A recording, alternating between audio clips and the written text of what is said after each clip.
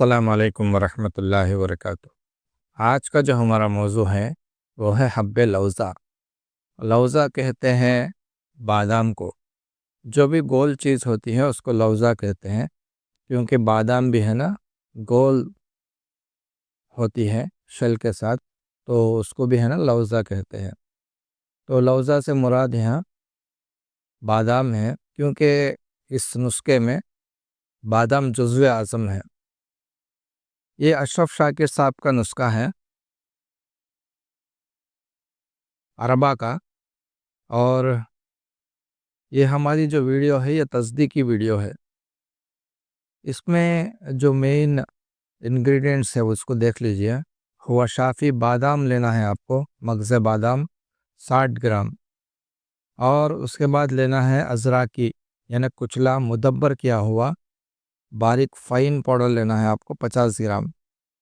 उसके बाद लेना है सौंठ, इसको भी खूब अच्छी तरीके से पीस कर कपड़े से छान ले।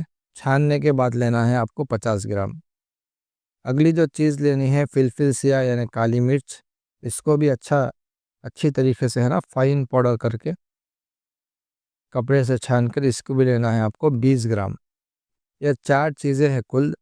सब अद्वियात को है ना अच्छी तरीके से मिला लें, थोड़ी सी खल्लाई वगैरह भी कर लें, और उसके बाद है ना शहद के ज़रिए से बड़े चने के बराबर की गोलियां बना लें, या 500 mg के कैप्सूल भर लें। तो बवक्त ज़रूरत इसको है ना एक गोली दूध के साथ इस्तेमाल कराए खाना खाने के बाद। अफ़ाल व असरात इसके क्या है, फ़ायदे क्या है इसके देख लीजिए। ये गर्म तर मिजाज की दवा है और मुकव्वी दवा है। जितने भी जिस्मानी कमज़ोरियाँ हैं, चाहे खुश्की गर्मी से हो या गर्मी खुश्की से हो, उनके अंदर ये बेहतरीन दवा है। बदन की कमज़ोरी को है ना ये दूर करता है। इसके साथ साथ जिन लोगों के पट्ठों में दर्द है यानी मसल्स में दर्द है, खिंचाव है, अकड़ाव है, ऐसे अमराज के अंदर ये बेहतरीन दवा है। इसके अलावा क़ुव्वत बाक़ुव्वत ताकत देती है।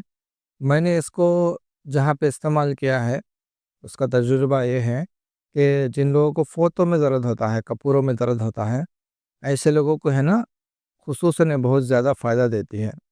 और जिन लोगों के फ़ोतों में पानी पड़ गया है, उनको भी है ना इस दवा से बहुत ज़्यादा फ़ायदा होता है।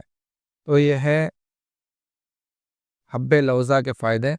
जितने भी गुद्दी आसाबी अद्वियात हैं उनके साथ आप इसको दे सकते हैं। और ग़िज़ा भी है ना गुद्दी आसाबी देना है आपको, यानी गर्म तर मिजाज के ग़िज़ा आपको खिलाना है इसके साथ।